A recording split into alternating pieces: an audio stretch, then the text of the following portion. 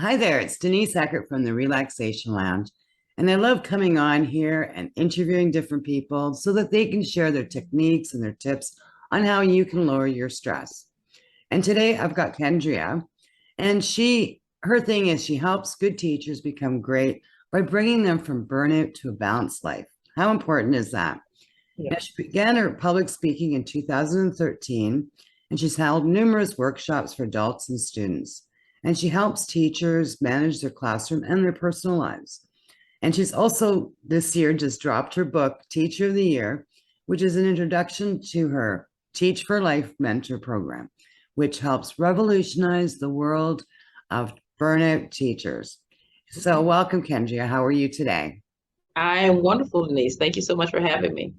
Now, what brought you down this path of helping teachers beat that burnout? Well, basically, I was a survivor of burnout myself. Many people ask me how I ended up where I am now, and that's how it happened. It's happened because the public school system was so bad. It was just being run so poorly, and we were losing teachers like by the droves, and I was one of them. And the turnover rate for my school was extremely high, like 70% every year we were getting new teachers. And it started to take its toll on me eventually. Like year 13 and 14, it started to take a toll on me. It started to affect my health, my mental state, my emotional state. I would come home, Denise, and would sit on my couch and be like, I don't even feel like eating today, and I just was just exhausted. And most women can probably relate to just that level of exhaustion that you can't even articulate. And that was me. I was a walking zombie. I was, a robot in my own life. And I didn't like that. I didn't like who I was, and I was who I was becoming. I was irritable. It was, I wouldn't get enough sleep. My hair was falling out. And these were all the symptoms of stress. The stress was a byproduct of my job as a school teacher.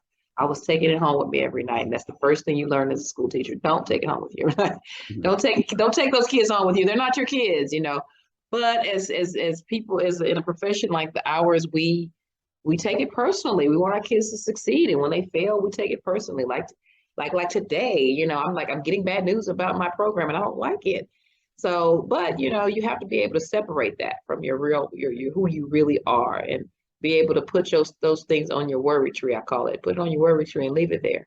When I take my my clothes off from school, it's almost like I'm taking off my problems too, and I leave it there, and I'll pick it up the next day. But right now, no. This is my personal time and my personal life. And your life matters. You can get another job, but you can't get another you. So it's your responsibility to take care of yourself. And that is how I ended up in the Middle East, because I wanted an easier road. And I knew it was a better way. I knew for a fact that the way that things were being run and managed in the educational system in America, there has to be something different. I should not have to be killing myself and working all these hours to teach kids. It shouldn't be this hard. And so I was determined to find another path, and I did. Okay, can you just walk us through some of the steps that you did take to reduce that burnout and that exhaustion in your life?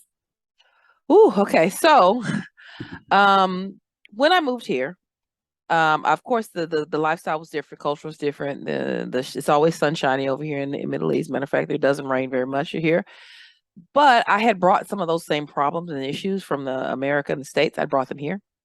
So I did three things when I realized that the problem was me, because I'm like, I'm still having heart palpitations, still having anxiety. I'm still, can't sleep, still having issues with my skin and all that stuff.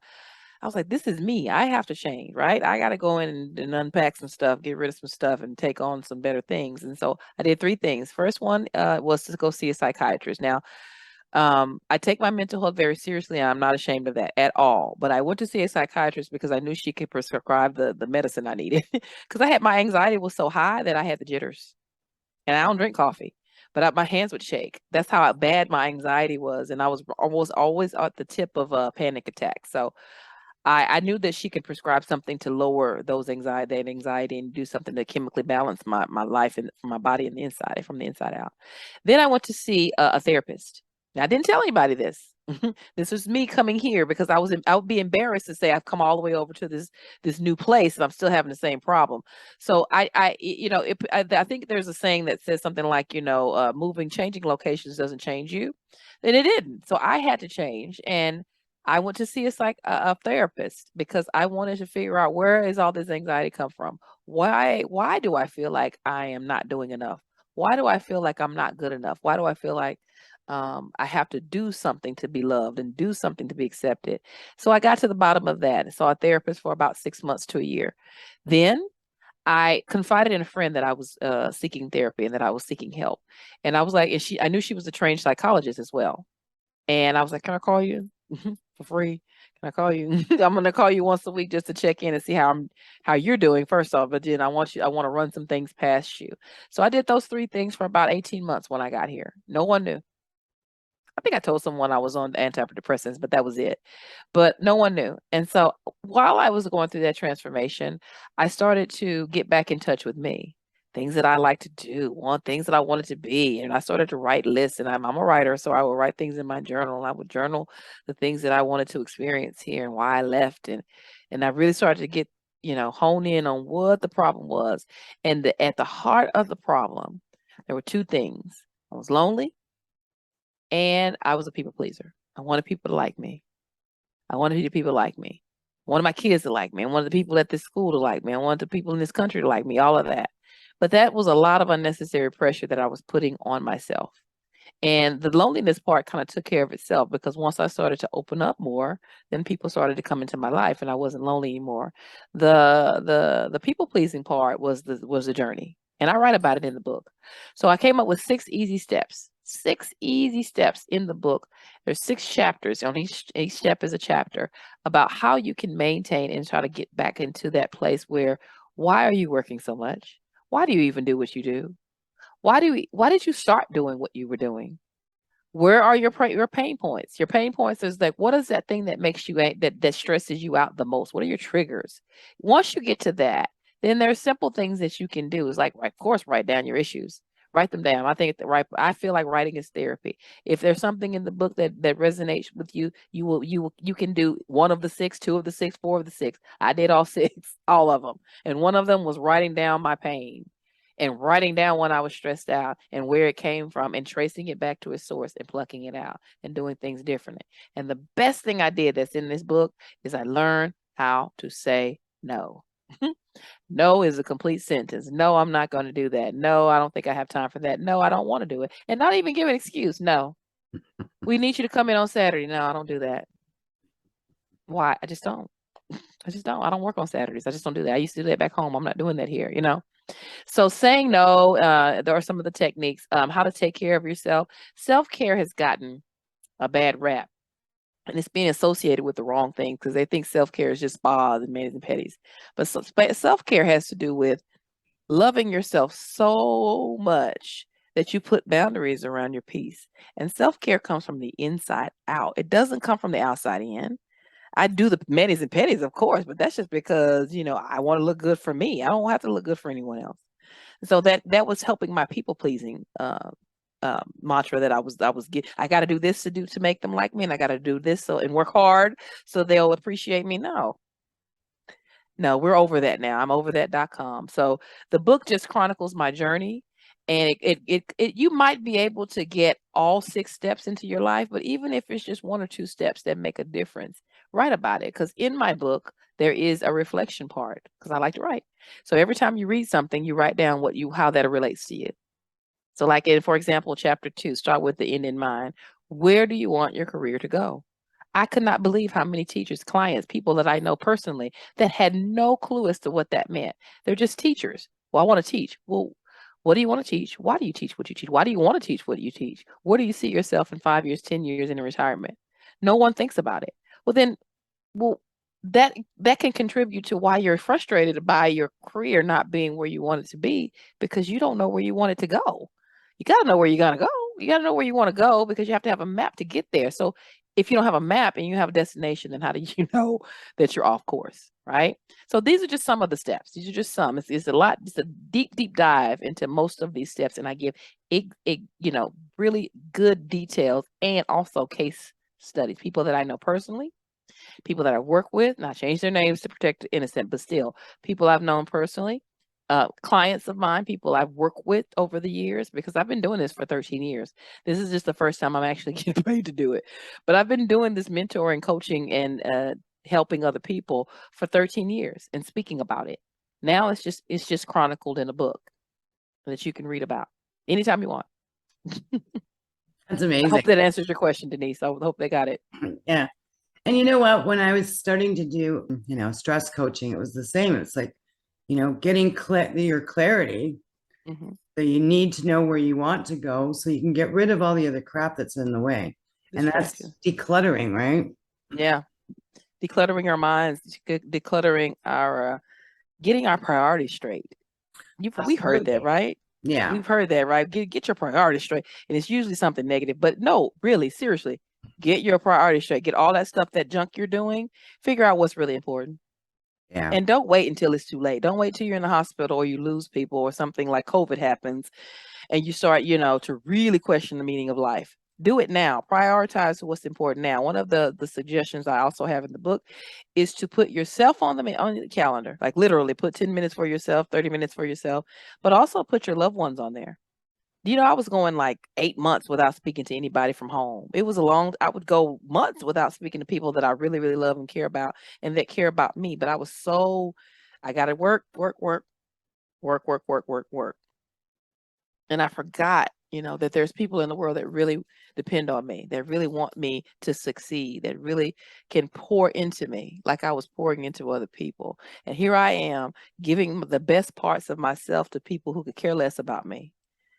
I need to save some of the good parts of who I am for those people that love me, that send me messages out of the blue, that say things like, "Oh, you're doing a podcast in 30 minutes. Good luck, Ken." Those people that matter to me and that I matter to them. Put those people in your calendar. Put those people in your calendar. Make 30 minutes, an hour, 2 hours every week to speak to them, because I promise you it will give you life. It will rejuvenate your energy. It'll give you your purpose back. And those are the things that are the priorities. These people that call you in the middle of the night wanting something from you, they don't care about you. You know they don't. Because if you die tomorrow, they'll have somebody in your place the next day. I love that. That's so true. And it's always like the squeaky wheel gets the oil, right? So the person that's the most demanding gets your attention, but they're not necessarily the person that you want to spend your attention on, right? No. With the people that you work with, what do you find their biggest obstacle? The people that I work, my clients, that I come in contact with, used to be just teachers that would always come to my room. Before I was an actual coach, trainer, or whatever, they would just come to my room and say, "I need to talk to you about something." Now we need to book a call. So they're a client, they're a potential client or a client, right? The biggest issue, and I know people think that teachers leave the profession because they don't get paid enough. That's not it. They don't feel respected. They don't feel respected. They don't feel seen. They don't feel heard. They feel like they're cogs in a wheel. And even though they speak up sometimes, they don't feel like they're being heard. They don't feel like their position matters. They don't feel like, I'm talking to you about this, but if I try to talk to my boss, what's going to happen? And they don't feel like they have a voice.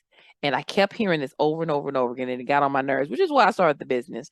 I'm not like you, Kendra. I'm not like you. Let me sit down. Let me show you how. Get a pen and let me show you how you can be like me. Because you like this boldness that you think I have. I earned it. I earned it because I was a yes girl. I wouldn't say no. I would, because I wanted everybody to like me. I didn't want to ruffle feathers. I'm over it. So let me show you how I did that. I put me first. Okay. I learned how to say no. Even in my workshops, we practice it. We role play it, all of it. I learned how to say no. I put boundaries up. And how you feel about those boundaries is not my business. These are boundaries that protect me and my space, in my head space, my emotional space. Well, how you feel about it is not really my business. I don't really care. Don't even care. As long as I'm respectful when I place these boundaries in place, we're good. So what you just go and deal with it on your own time. Thank you so much for sharing, and bye. But I teach them that. I literally teach them that, because they'll come with me with a list of problems. All right. And then I walk them through what to do with them. Okay, try this, and this. Then come back and we'll talk about it next week. Because I am shocked that teachers who are people who can get the microphone and say, and teach all these kids these things, can't go in their boss's office and say, "I need Friday off because my kid has a soccer game. I know we have a meeting, but can I get Friday off?" They're afraid to say that. And I'm shocked at that. I really am shocked. That's the biggest takeaway that I've had with helping teachers is that they don't feel like they have a voice. They don't feel like they're being heard in their space. And it's exactly what you said earlier, that the squeaky wheel gets the oil, but they don't want to squeak. They don't want to squeak. I'm like, squeak, squeak, squeak. Let me show you how to squeak.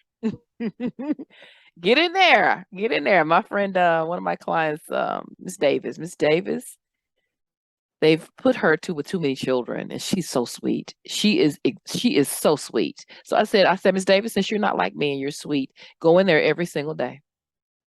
Every single day, and tell them, hey, you know, she got 2 and 3 kids on my roster. You're supposed to take 9 of them off. Remember? You remember?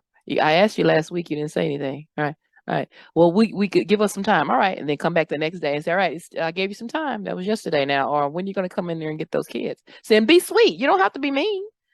And I'm shocked at that, but that's mostly what I'm coaching them to do. Give them a voice. Go out and get with the job that they really truly want. Sometimes I'm coaching them to transition to a job that they really, really want, because they always ask me how I get here. I said, I wrote down what I wanted. I wrote down what kind of day I wanted to have. I wrote down what I wanted to teach all girls. I wrote down I wanted to teach math and science. I got it. You can do it. Let's Wow. go through it together. Nice. And you know what? And teaching something that you love to teach makes a big difference than just teaching. Yeah. It does. It absolutely does. Yeah, And they don't do that. You do that passion, like it's that passion, right? Yeah. So someone that's physical. experiencing burnout right now as a teacher, or even someone in a corporate job, what's a recommendation you give them? What's the first step that they can do? Yeah, Besides because going out to burnout. buy your book. Well, yes, teachers, please go out and get my book. But yes, and it's audio too. You can hear my voice for 3 hours if you can stand it. Yeah, but yeah, I'm not oblivious to the fact that teachers are not the only one that's experienced burnout, and the great resignation that's hitting the news, and that buzzword that's going around is not limited to education. Apparently, it's a lot of people that have put in their notice and not come back. Right. So my advice to anyone that's going through burnout is to stop, look, and listen. You're going to have to stop doing the things that are causing it, and you have to look at it. You really got to take some. I know I've said writing a lot, but you really got to take inventory of your life. There's books I can recommend, but there's one book I'm reading now called The 7 Habits of Highly Effective People. Everybody's read it. I've read it twice. This is my 3rd time. And he talks about how, job centered, family centered, me centered.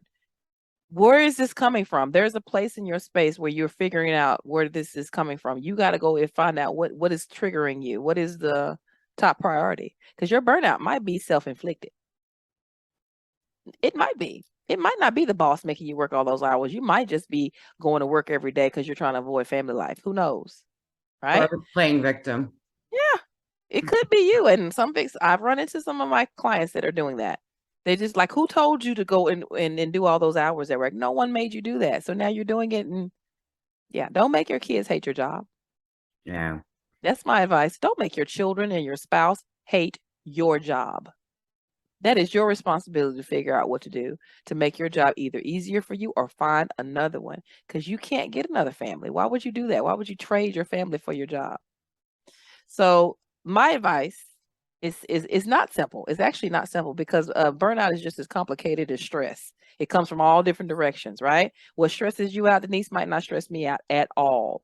But my goal with people is to find out where the stress is coming from and what hole are you trying to fill. It's all connected to emotional needs. It's either emotional or a mental, some kind of mental block that you are experiencing that is causing you to do these extra things. And then you're putting this pressure on yourself. And then you're working all these hours because I got something to prove to these people that don't even matter.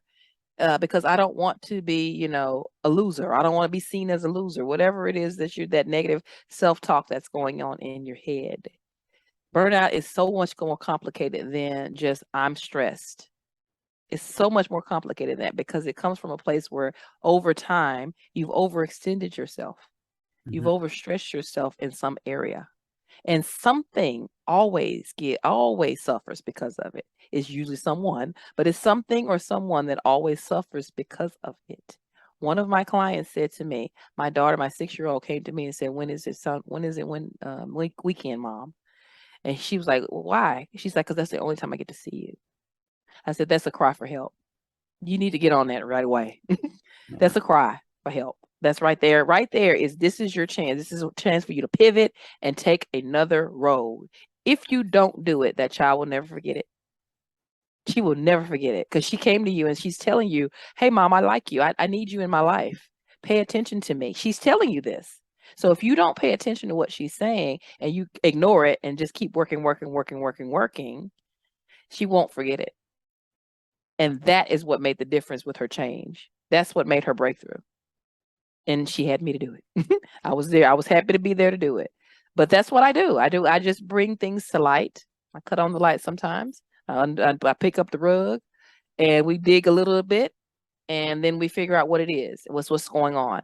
Now, some of these issues are so deep that I can only help you so far, but I can definitely refer you to a professional, a mental health professional, to get to the root of some of those things. But you got to get to it. Can't fix what you don't face. Yeah. Gotta face it. A lot of people do have a problem, especially with stress, asking for help, because sometimes we feel that we failed, that we couldn't be the superwoman, or that, it is it's almost a failure, that we feel that we've got to step back, that we've got to take things off our plate, because no, we can't do it all. And I mean, I know growing up it was superwoman, you're amazing if you're superwoman. Well, that is so wrong. It's BS too. Yeah. BS too. She probably had cramps like the rest of us. She probably didn't feel like saving everybody. I always tell that story too. I'm like, Superwoman, just Wonder Woman y'all might have got on her nerves every once in a while because she's Wonder Woman. Everybody wanted a piece of her, right? So if it's okay if these kids get on your nerves and your husband gets on your nerves, admit it. I would, but people have a hard time with that because they don't want it. They feel like it's a admission of guilt or admission of weakness. And women are my culprits, and women are my clients, but I have had 2 male clients before, but women mostly take on all of this guilt. They're harboring all of this guilt about some things that happen in childhood, then they bring it to their job, and then, the job doesn't do for them what they thought it would do or fulfill that need that they need, that they have. And then they come to me when it's like, I don't know if I can take it another day. Well, let's go back to the beginning. When did it start? Right. Yeah. So everything is unpacked with me. Everything is unpacked. That's my job. If I'm coming into your life, you've asked me to come into your life, then I'm going to unpack some of these things that's core. And then with the book is my prescription. That's just this prescription, right? And if anything in here resonates with teachers, then they'll call me. They usually do. That's the intro. The book is the hook. They call me. My phone number's in there and my email. They will call me and say, I need your help. Now, you know what's interesting, Denise? It's something you just said. They call me like this. Okay, I need your help with I'm like, I don't know your principal. I don't know anybody about your school. You can tell me whatever you want to tell me, because they don't want the principal and their colleagues to know that they're struggling. So they're like, I need your help with this. She literally called me like this, and she was like, I need I'm having these nightmares because I'm not sleeping at night. Okay, yeah. Your nightmares are probably a manifestation of some type of stress that's going on in your head. And they're like ashamed of it. I'm like, why are you sneaking around? I'm not a drug dealer. What are you doing?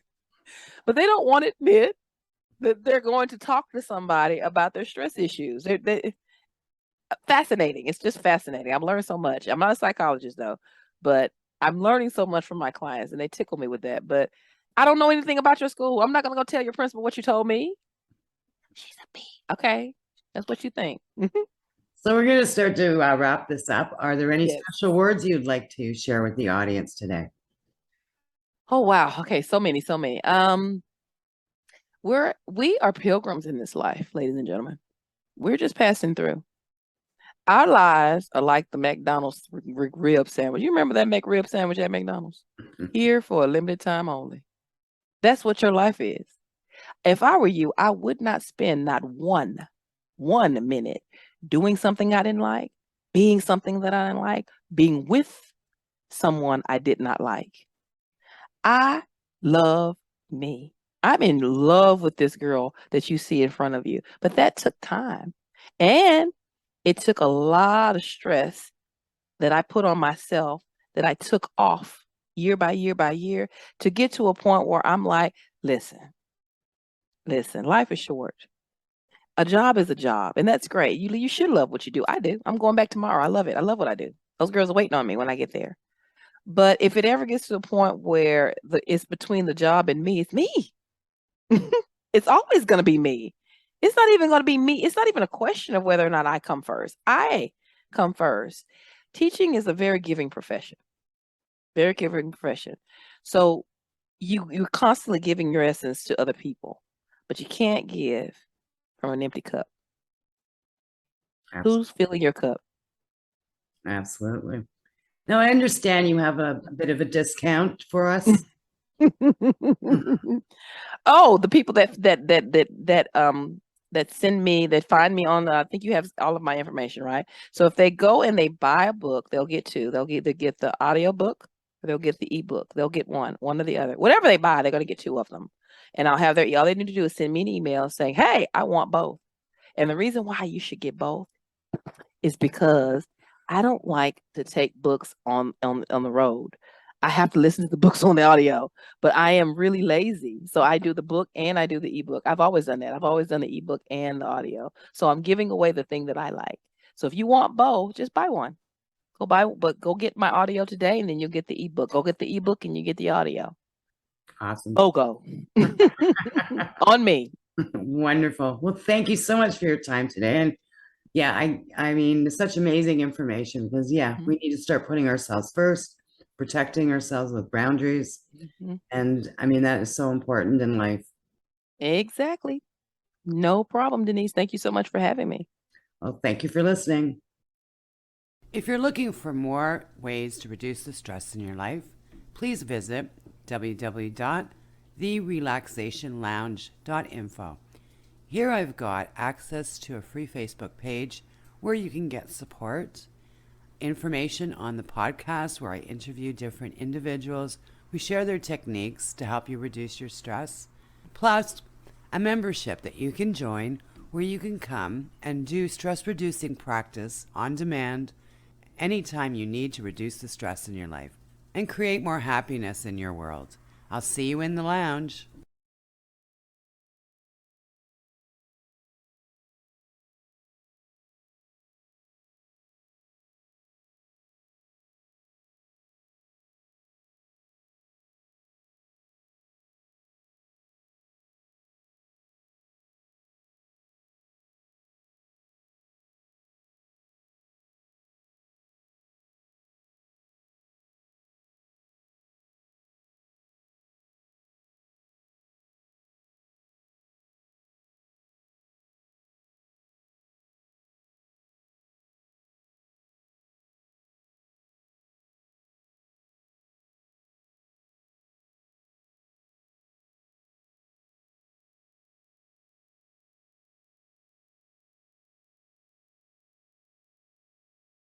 If you're looking for more ways to reduce the stress in your life, please visit www.therelaxationlounge.info. Here I've got access to a free Facebook page where you can get support, information on the podcast where I interview different individuals who share their techniques to help you reduce your stress, plus a membership that you can join where you can come and do stress-reducing practice on demand anytime you need to reduce the stress in your life and create more happiness in your world. I'll see you in the lounge.